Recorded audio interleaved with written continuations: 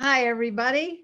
We are live on Facebook and we are on the Good of the Whole connection field. And I am Connie Baxter Marlow. I'm Andrew Cameron Bailey, and that beautiful lady over there is Wowza. Hello, Wowza.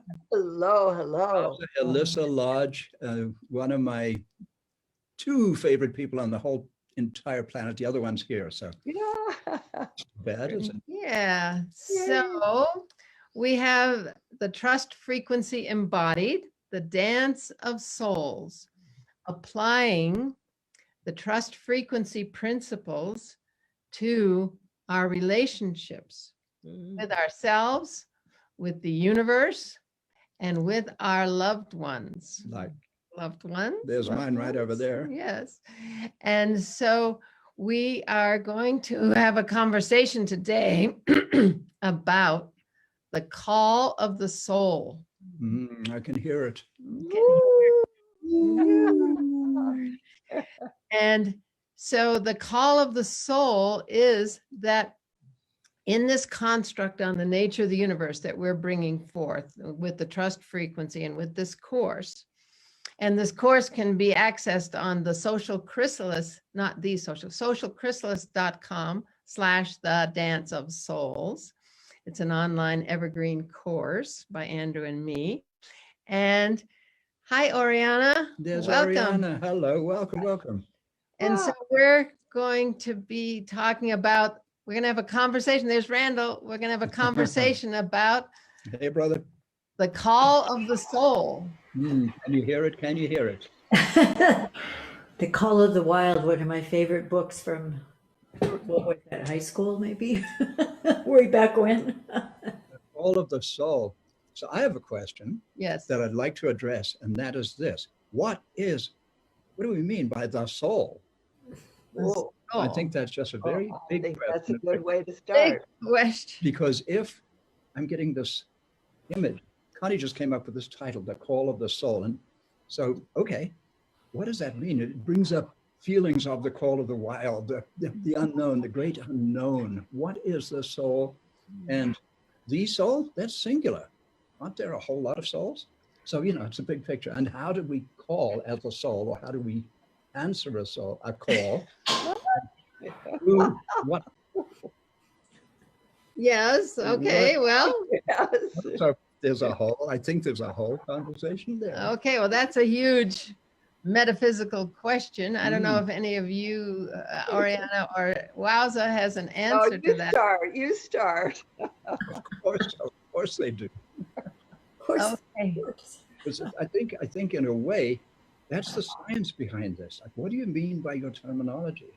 If we're going to be scientific with this, we have to understand what it is we're studying. Science studies existence. Well, who said we're scientific?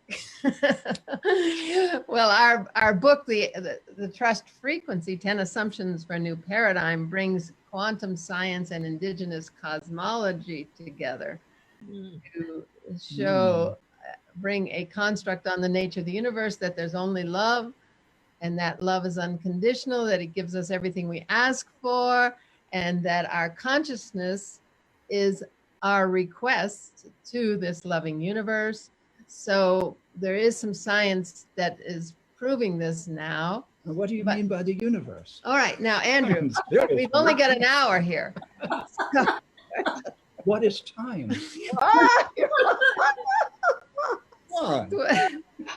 Yeah, we're going there. So let's. Right. I mean, humanity is going. I don't really know what time it is. So, Does anybody really care? yeah, exactly. I'll tell us what we just had a little pre-production meeting with Wowza and decided we should tell a few stories as opposed to lecturing at our friends here, because last week we had 117 people on Facebook Live, for example. So while there's only this little group of us here on Zoom, there's actually a lot of people right now tuned in listening to us, I believe, unless things changed since last week. So a great indigenous story about time. Yes.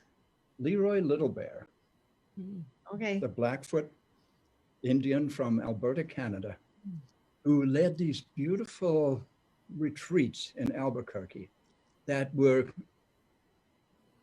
attended by roughly 50% quantum physicists and roughly 50% indigenous elders. Wow. And us, and a very few other sort of ones who didn't quite fit that description. And one entire retreat was dedicated to the question, and the question was about time. And the way Leroy expressed it, he said, I have been married to time for far too long. I want a divorce. And there's a story. There's a story. And tell us what that has to do with the call of the soul, my darling. So we just need to be sure that we don't go wandering off with all these stories. I think there are these threads that wander through our Trust. and we can weave them together and see if there's a pattern there. Yeah. So something like that. Yes. I think it's all relevant in its way. Yes. So the soul comes in, steps from out of time into this 3D body in time and puts out a call.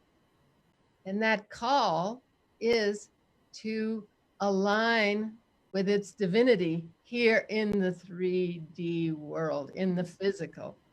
And that's the premise of this course, the Dance of Souls, is that our soul comes in because it's on an evolutionary upward spiral to alignment with its divinity and its gift that it promised to bring to the party of life. So the soul comes in for experiences, it calls forth experiences, it calls forth relationships, it calls forth players in its movie, because it has said to the loving universe, this conscious loving universe that we just spoke of, hey, universe, take me on this journey, because that's my soul's evolution. And I want to align with my divinity and my true purpose. And so the idea of this course is that everything that has come into our life, things we see as not love, are in fact love, because we have a shadow piece that we can't see, that's there in our subconscious. So we need a mirror to see what's in our subconscious behind our head. Say, I see my hand back there, I can't see it. So I have a mirror here so I can see it. And so everything, this comes into all the relationships, circumstance with the universe, everything, everyone, Relationships. everything comes to show us our light. Yes, you are magnificent, you're beautiful, I love you. And our shadow, those parts of ourselves we don't love yet. So that's what we're saying is the call of the soul now, here in this 3D time, this physical body. So does it mean we sort of put out my soul puts out a call, like the moth turns up its little tail and puts out these pheromones into the environment. And it's a call of that moth soul, and another moth comes and they mate. Something like that? Sure. Yeah. So yeah. What do you guys think? Wowza, do you have any thoughts? Well, I love that idea of consciousness moving through us. And this idea of almost being a megaphone. I played with that energy right now. I'm just bringing my heart, literally, the whole breastbone, a little bit forward to meet, to connect. This deep desire we have as human beings to connect. I think that is fascinating. That's such an urge. And if you watch little children, they do the give me mine. I'm hungry. That's an and my call is something that is already here. Has been my awakening that what I'm calling is already here. So that the second movement of this would be, wow, it's all here. And that kind of pleasure and enjoyment of then being able to say, oh, gosh, I've been playing it small. I mean, I could, the little protective heart, the shoulders, the cutesy wootsy, just, and it's all trying to fit in. And so this I did, of course, years of body work, but wow, when I can physiologically feel open and spacious, as opposed to closed and protected, which I didn't know even was doing, but through awareness of, oh my God, something, I can feel the breeze, I can feel a new kind of energy of what is already here. And so that call, that we're also the call. I love that, to be the call. That's beautiful. That is, oh, come on, baby. Here I am kind of, okay, the COVID and I got to stay home forever and all this, and then the call comes, ooh, come on, baby. Let's you. This is who you are. This is who you are. Yeah. And that is to align with that and to bring, like you said, bring it through, bring through the life that wants to come through us without the blocks of the shadow and the shame, those things that we're ashamed of. We're not pretty enough. We're not thin enough. We're not enough. We're less than. That's the work our soul came to do.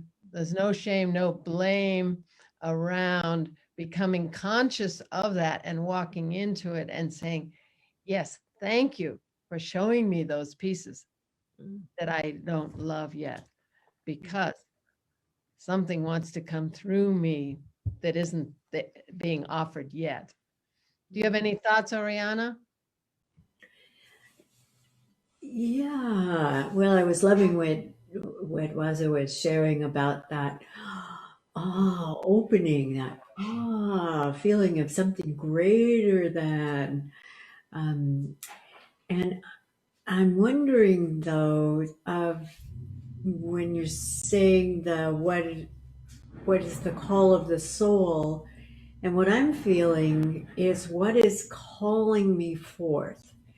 Is that the same reference point, or is there something that is not us being called, but something calling us forth, that soul that's greater than anything we can think of ourselves as being?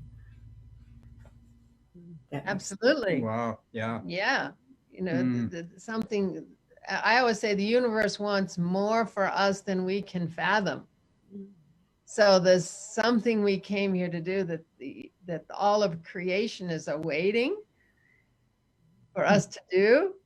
And we don't even know what that is, because we got born into a system and a family and a culture that says you have to do this and be that, and to be successful and for everyone to be proud of you and all that.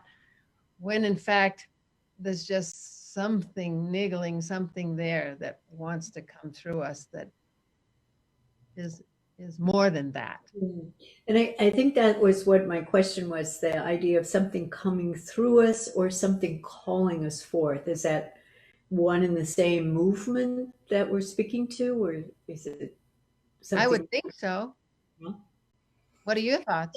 Well, I do have that same sense of that evolution, that something that we're meant to be, that's beyond our knowing, like a caterpillar curling into its own demise because, well, it just has a sense it's supposed to fly. I don't know how to make wings, never heard of that, but I'm just got to do this. That kind of being called forth, is that the soul of a butterfly that's being called forth, or is it the butterfly that's calling forth something of a soul? I'm not sure the terminology here, but Right. I think we're talking about the So same. that's it coming from both ends, It's Yeah. simultaneous, maybe. you know. Yeah. So there's something like an urge to exist. So if we have a caterpillar right now, and we're looking at this furry caterpillar, and something somewhere, some is it a place, not a place, but you know what I mean, somewhere over the rainbow on the other side, there's an urge that is calling this caterpillar forth, this beauty that is actually each of us. And that caterpillar is not going to be a caterpillar when it manifests on the other side. It's this beautiful butterfly. It's still the same atoms and molecules, but somehow they've morphed into this extraordinary. How much beauty is there in a single butterfly? Wow. Isn't that the most extra? I mean, Yes, there's no greater story. who invented that one? So, and what I'm going through listening to you guys sharing these ideas, I'm going like, okay, I know there's a part of me that knows that we are not separate. We are simply not separate. Separation is a man-made illusion, that says in our book. I think it's the 8th assumption. So if we are one, and yet there's at least 4 of us on the screen right now, so what's up with that? And why do we individuate? Why do we leave something that might be something akin to paradise? Do we leave heaven and come to earth to have this experience?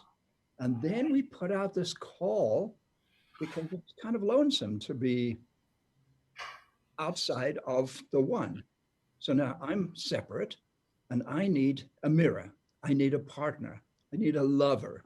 I need something because somehow in myself I'm incomplete.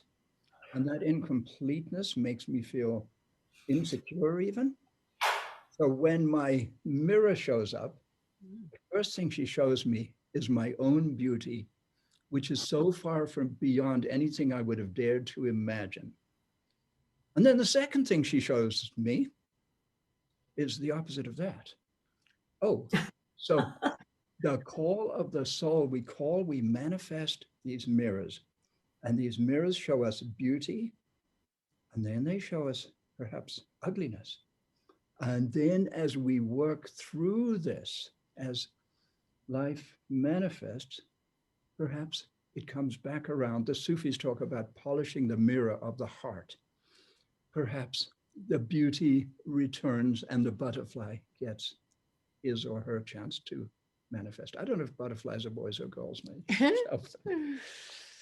Well, that's a beautiful description of this process of the light and the shadow. And I think there's a truth to it. Yeah. You know, it feels from my inner heart, it feels that while you could say, oh, that's a story, but it's a story that it tells it like it is in some way or another. We're using the metaphor of the caterpillar and the butterfly for the evolution, the conscious evolution now of the human.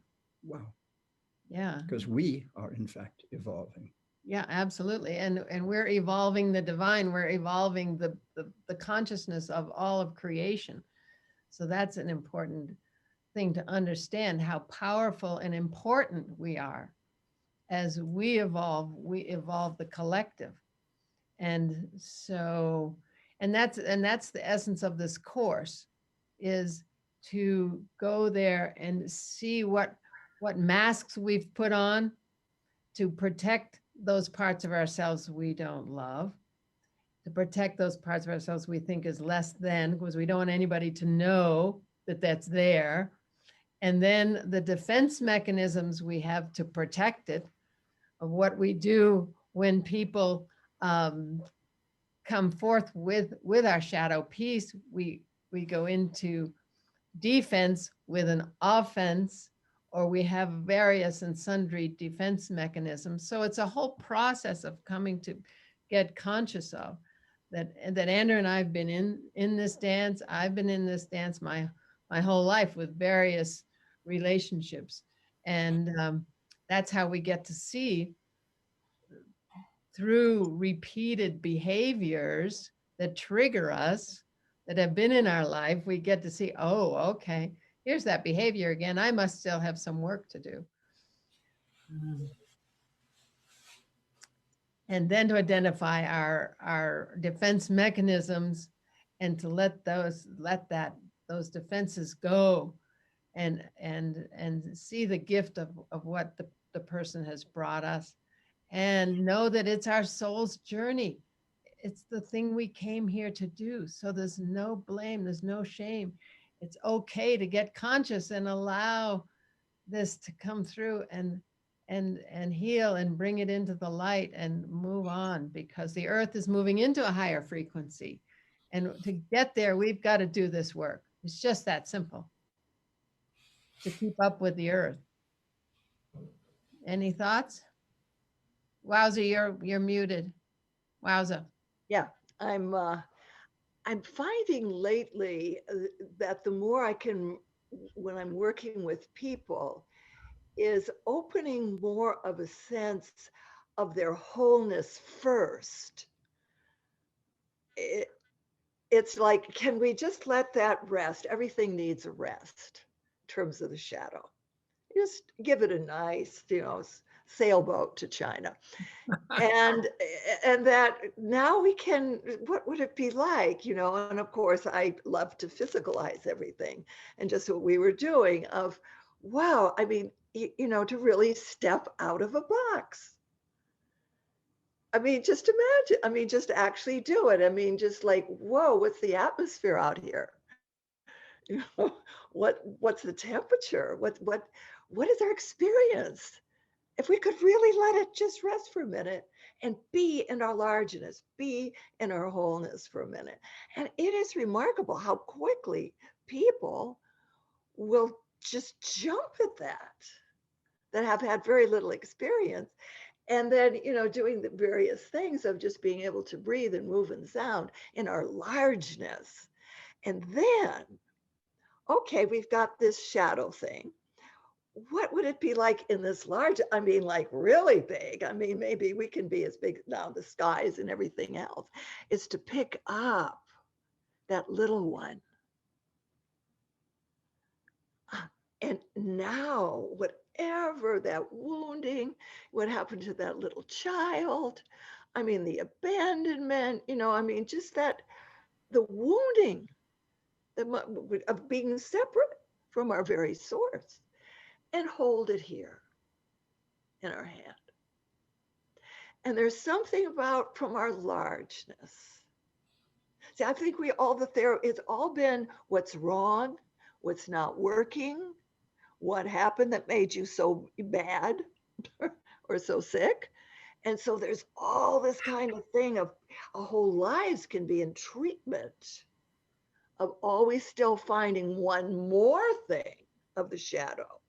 And just as you bring it to the present,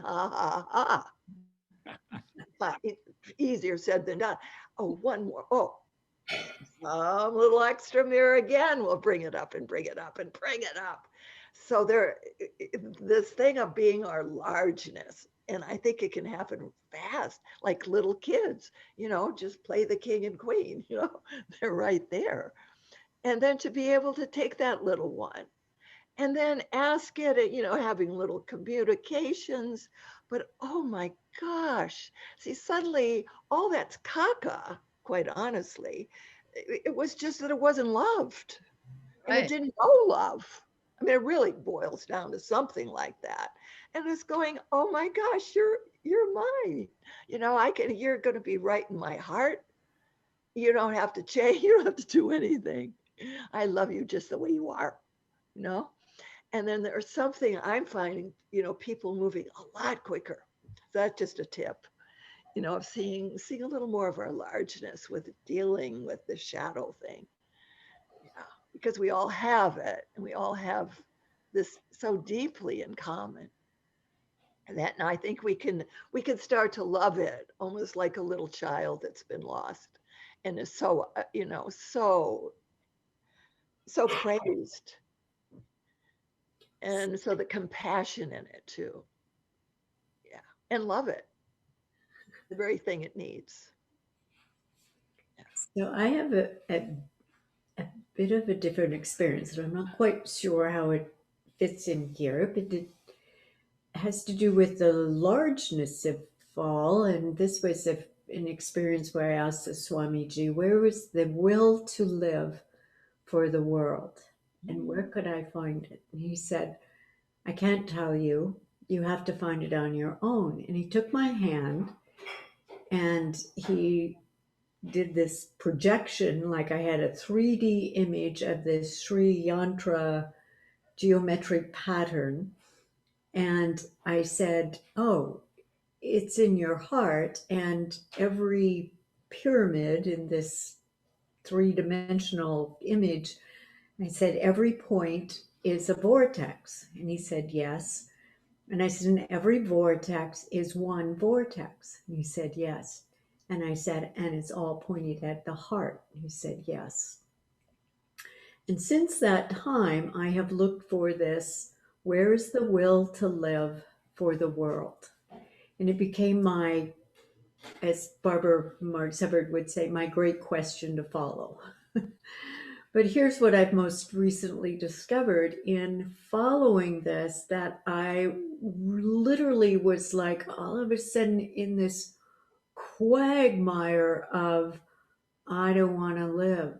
I don't, no, it's just too much. It's like the whole world is collapsing and the Amazon is burning and everything is going, oh, and literally physically feeling like, hitting the wall, like a runner's wall when you're just getting to that finish line and you just hit that, I can't make it, not one more step.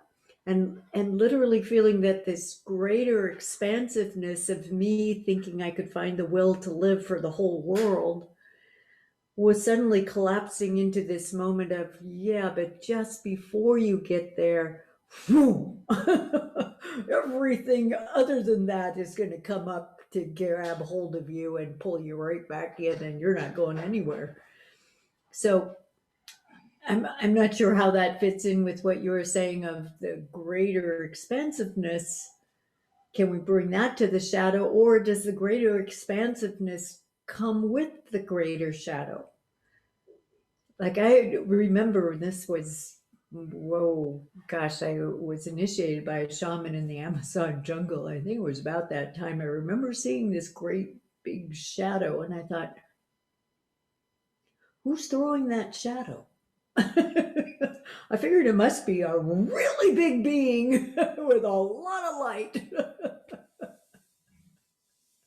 Well, wowza, you're Right. Yeah, that we need some form of perpetrator, or what they would call now chaos theory, that without, some form of shock occasionally, we would all be vegetables. I mean, we would not have the impetus, to make viable changes.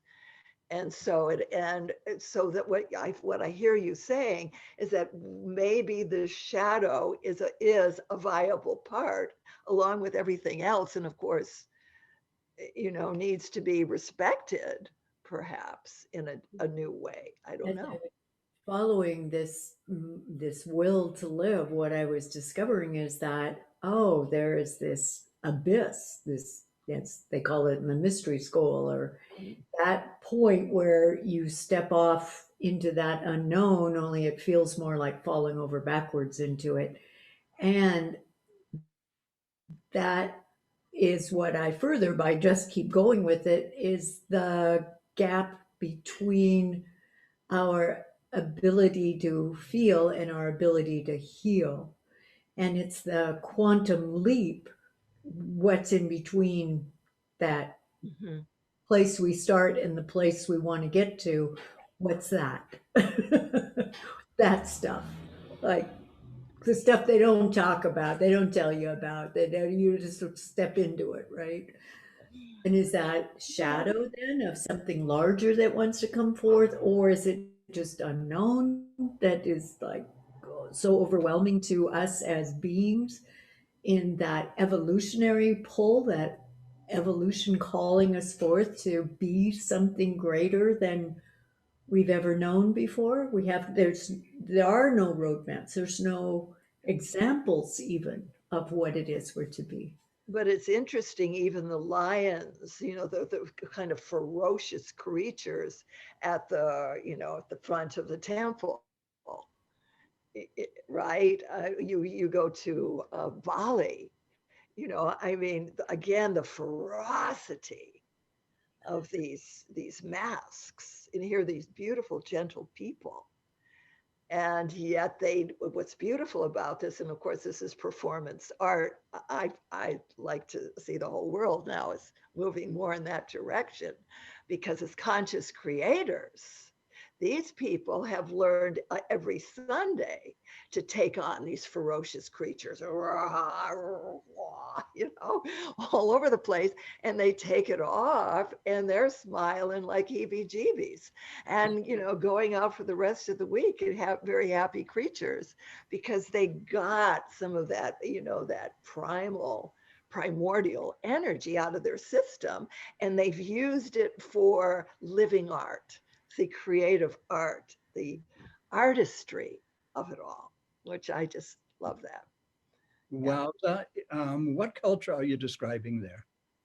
Well, that's Bali. Bali. I was totally getting Bali. That's really interesting. Bali. Our culture does not do that. No, I know. So and you said every Sunday, is it actually every Sunday? This is in a similar way to which they have all of these incredible ceremonies where they're acting these creatures, these demigods who are actually there to frighten you to death, to wake you up, right? Not to destroy you. Yeah. But what else is it going to take for me to wiggle your cage and get you out of there? Let me return then to thanks. I wanted to know where that was, because I was getting a strong feeling Bali. So, and many of those similar Asian countries that have the extraordinary temples, and the lions, and the Chinese have that, and on and on. Oriana, you brought up the falling backwards into the abyss and the sheer terror of that. And yet, let's see if there's another side to that mirror. What if we can flip it? So now, instead of falling backwards, I'm falling forwards with eyes wide open in a state of absolute trust into what I like to call the abyss of bliss. Because if we're truly, truly in the trust frequency, there's no falling back. And it's because we haven't been trained, because we didn't grow up in Bali or some such place. So we haven't learned to trust the unknown. And so it's a terrifying experience to walk off the cliff. And yet, once we know it in a way it's kind of, I think you can learn it. I think it can be taught. I think we can be helped in that way. That's what this course is about. But I think what we're doing here too is exploring the unknown. Why are we so terrified? Why am I so terrified to show this beautiful person the real me? Why have I got this mask on? And will I tear it off? And what will I look like when I tear it off? So it's a poem I wrote way back. It was called The Abyss of Bliss, and that came back to me. So the abyss is this terrifying dark place, unless it's the abyss of bliss. Oh, I couldn't help but feel the holy fool in the beginning of the Tarot, which is, again, a book. It was a book. It broke up into cards to hide the information it was within it.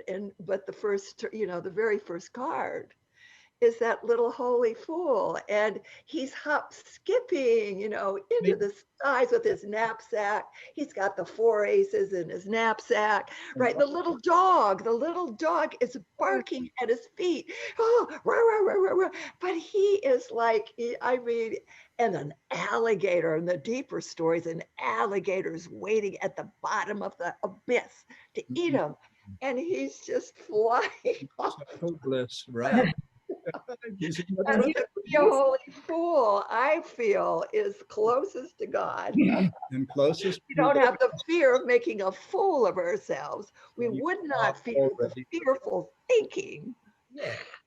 So, so this is how I actually found that abyss of bliss, Oh, that term, but it was after I'd been in the Amazon, and the shaman said to be fearless, that we were told to be fearless, but that meant not that you were without fear, but that you felt the fear and you did it anyway.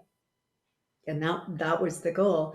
But I said, me and my little curiosity, what would it be to truly feel fearless? Was there such a place as fearlessness? And what would that experience be? Well, And I tucked that back in my brain, and then I went bungee jumping. And the first time I heard of bungee jumping, I said, "Oh my God, that's the craziest thing I've ever heard of. Throwing yourself off a perfectly good bridge. Why would anybody do such a thing?" And there I was, and inner guidance said, "Good, go do it." I said, "Oh, it's crazy. Are you afraid?" "Yeah." "Good, go do it." So I did the first time, and then I heard, "Now you have to do it over backwards." So I literally fell off a cliff 150 feet, 170 feet backwards. And that was the most terrifying thing. I screamed until I drew a crowd. And it literally was like this bungee cord whipping around like it was an umbilical cord. And I thought, I'm falling off the earth, and a black hole opened up. I'm going to fall forever. And I was literally stuck in the fear for about a week until I realized I'd have to go back and do it again, because I was literally stuck. I could not move out of it. And so I had to go do it again, this time a reverse elevator where you hop backwards and you're straight down.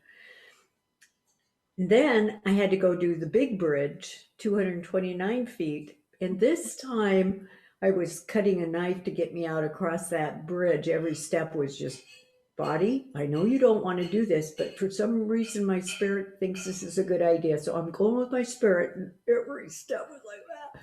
And I got out there, and there was this kid, literally, I mean, teenager, but he was harnessed into the bridge. So I grabbed hold of him, and he had to pry my hands loose to get me to let go. And, "Lady, it's okay, lady, it's okay."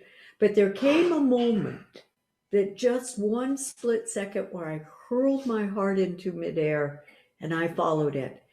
And there came just this nanosecond where I went, "Oh, that's right. I'm supposed to fly."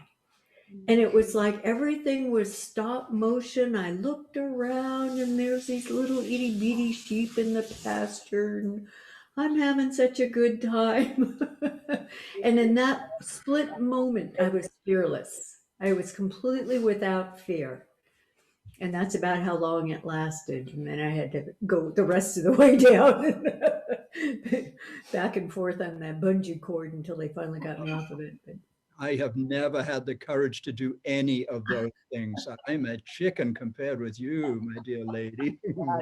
well, I realized that I was actually being pushed to do that, go beyond what I thought I could possibly do, in absolutely. order to feel this internal sense of, you want me to do what?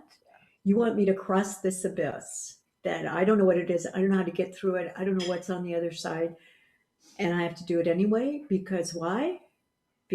Because, well, because humankind has to make a quantum leap. Well, that's the calling. Mm. It's Yeah. a beautiful story of the Wow. calling. and Yeah. I mean, and especially to do it twice. It's a real calling. No fooling around. I jumped out of an airplane. You did? I jumped out of an airplane, had a similar feeling. I'm not dying to do it again, but They forgot to give her a parachute. but I had a parachute. But I did that the first, before I did the bungee jumping. That was my lead up to it. Uh, You know, I've never done any of that. I just has not been my thing. I mean, I've been out and I'm a surfer. I've been out in terrifying, life-threatening waves. And I was at home there. It was terrifying, but I was at home. You know, it was my element. And to be in the air like that, whoa, I just have not done that. Yeah. Yeah, I, no, That's I a good, find this the distinction between thought forms of fear and the actual physicality of the percussive staccato energy of fear. I mean, that there is a guardian angel in us that is built into the very core of our tailbone. I mean, the split second danger is even remotely, when it's really pure, the startle reflex is really a reflex of God. I mean, we would not be alive as a race, as a species, without this reflex. Yeah. No, I remember standing on the edge of that bridge, and this guy is saying, "Lady, it's okay. Just get your toes over the edge of the bridge." And I said, "I can't. I am paralyzed. I mean, my legs were like glued right in that spot. I was not moving, and there was not a decision on my part. It was literally paralyzed with fear. Like, oh my God." And the And I only think reason I moved was, I remember this from what you were saying about the fool and the alligators in the abyss, right, is that I saw this bungee cord, this huge bungee cord, and it was coiled up next to me. And I suddenly had this thought of it being a serpent, and mm, the serpent could pull me over and it would pull me off the bridge before I would jump. And at that moment it was, I'd rather jump. That's the only reason I did it. but Connie, isn't that what you're saying too, in terms of the shadow? You know, in other words, that we have had many experiences that have created so many beliefs of what is safe or not safe, or not feeling safe, that our mind keeps running fearful thinking, because I think it's lost its calling, its source, mm. that where the instincts work perfectly normal. You know, in other words, nobody had to worry from the head, because you were so in touch with your instinctive intelligence. If that's been cut off at the get-go, boy, this brain has got to work overtime to worry us to death. I think that's what's happening in our heads. yeah, so it's our assumptions about the nature of the universe, that it's Exactly. a scary place, Right. that it's out to get us, and there's not enough, and I'm not good enough, and all that stuff, which is what we deal with this trust frequency construct, to help people understand that it is in fact a conscious, loving universe, that it's here for us. And so once we understand that this idea of that our soul came in for this journey, and so that whatever experiences we've had, whether we call them bad or good, that they're all the loving universe showing up for us. And so we turn from victim to beloved, we turn from anger to gratitude, and from fear to courage, to non-fear. I mean, like, fear isn't one of my things. Fear to trust. Like, fear isn't one of my things. I just didn't come here to be fearful. And this construct on the nature of the universe just helps people to get to that place, because fear, it to me is not a given. It's a given for many who have that journey to But walk through. the thoughts, I mean, that you Yeah. have more clear sighted thinking, that you haven't allowed that much of that kind of fearfulness in your thought forms. You know, I mean, again, I think it's really important to get the distinction that that fear is thinking, comes out of Well, like thinking. Andrew, at age 26, Andrew, with $45 in his pocket, got on a ship and came to the United States. It wasn't a ship, it was a sailboat, A darling. sailboat. Yeah, Okay. Oh my God, you $5 in his pocket It was a ship, but At it was a 20 little one. 26 years old. You know, Oh, that's trust. yeah. That's the magic. I was Putting actually ourselves I was actually 25 years old because I landed in Barbados on this side of the pond on my 26th birthday in 1969. After literally surfing this beautiful sailboat into Barbados on these giant waves. It was Yeah. pretty amazing. Yeah, It's $45 was enough. $45 in his pocket. No family here, no family support, no nothing. I knew one So- person on this side of the pond, Professor Ralph Abraham, the mathematician of Esalen fame in Santa Cruz, who's still one of our best friends. But there was some urge, wasn't it? I mean, what got you on the boat?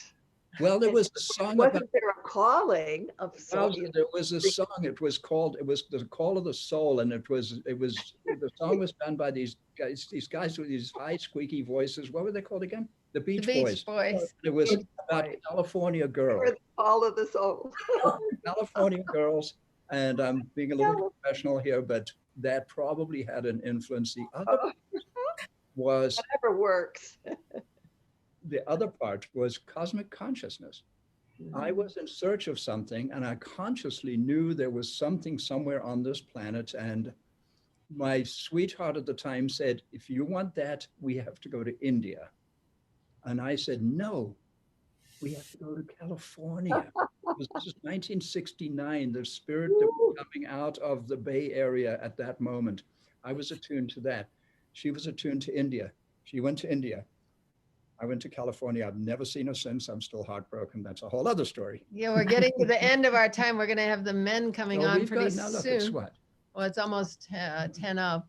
Okay, But yeah. yeah, so that courage to follow your instructions, to follow what Loriana, you said is something calling our soul, or is our soul calling it? I think and who knows, but for me, I got instructions. I had 3 little kids, and I got instructions: go check in with the Maya.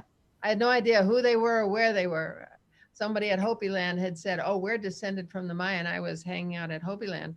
And so I packed up my 3 little kids, and off we went. Into the jungle. And we ended up spirit telling us where to go and what to do and how to do it. It was like we were on a magical mystery tour up in the jungle with the Lacandones in Chiapas, a total magical thing in 1990. So it's just a matter of and that's an example of fearlessness, of launching into the unknown, not with any sense of fear, in fact, with so much trust that it actually becomes alluring.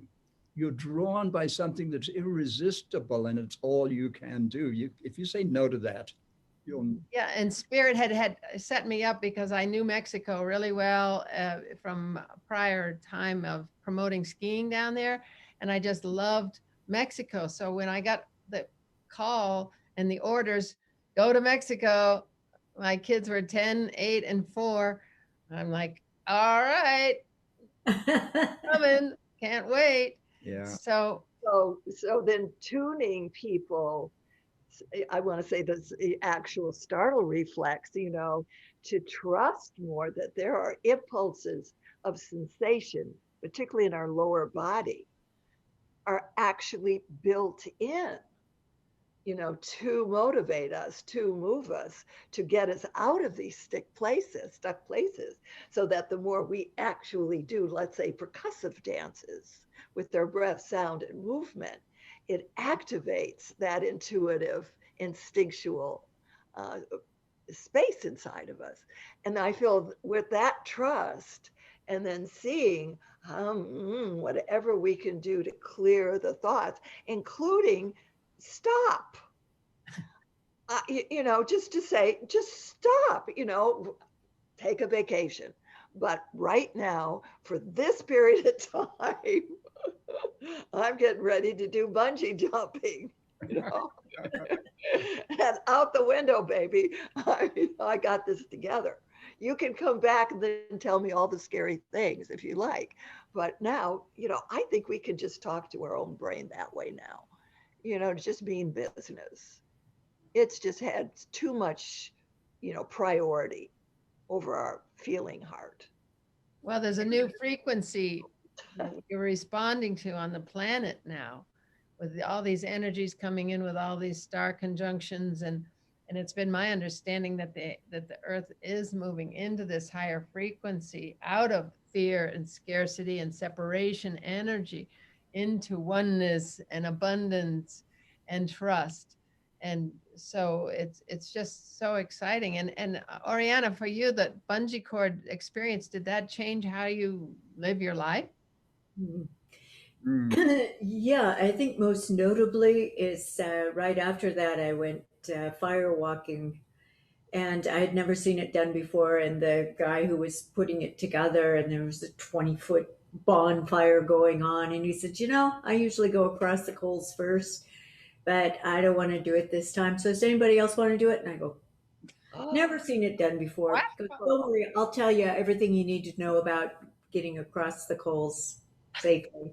I said, "Oh, okay." And I'm thinking, he's going to tell me cool moss or some kind of deep trance thing. He goes, "They rake out the coals. The first one across, that's when it's really hot." And he comes up and he says, "Here's everything you need to know. Go with the intention of getting across safely."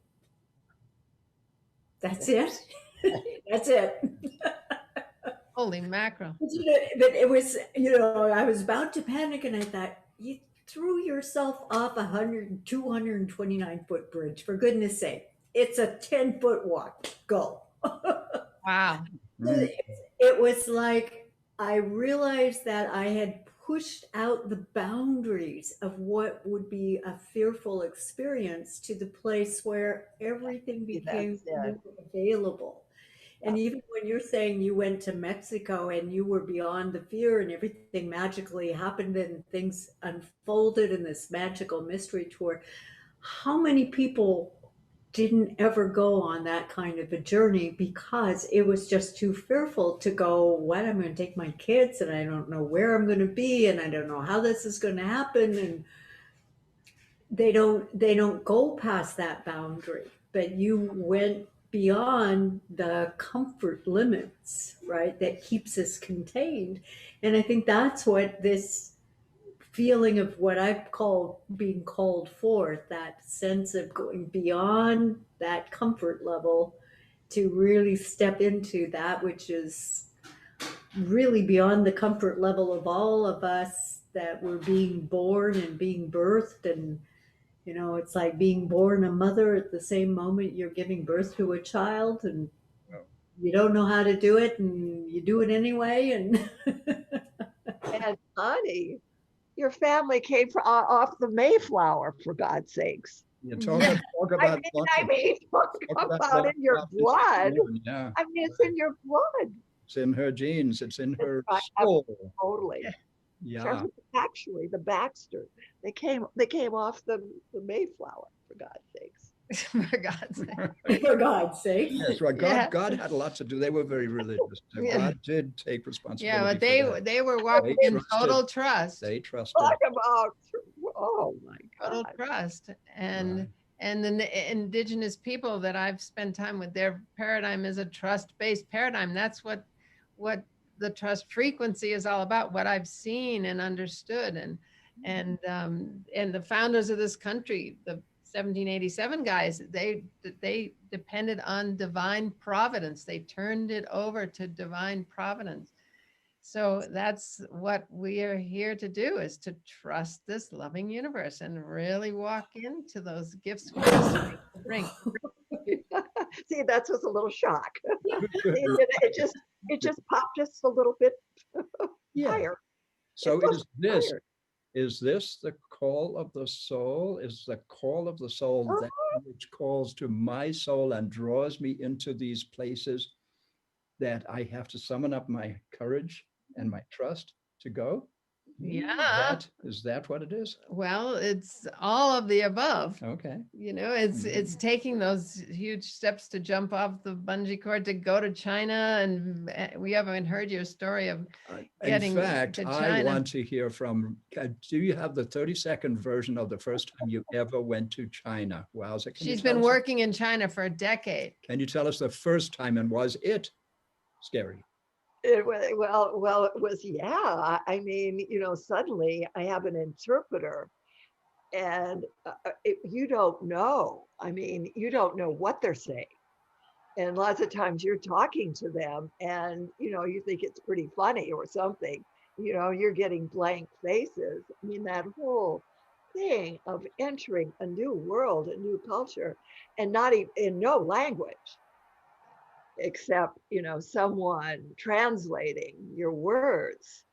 And it's funny because with this is a risque story, but if I real quick, Like that. there was a couple people in there that almost killed somebody over saying bad words.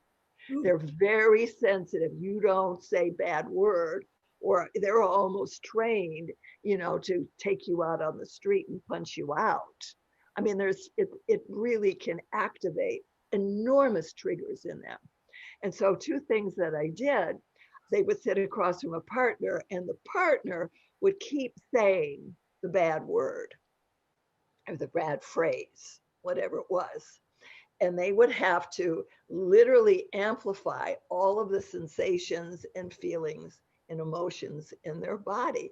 And the person kept saying it to them and kept saying it to them.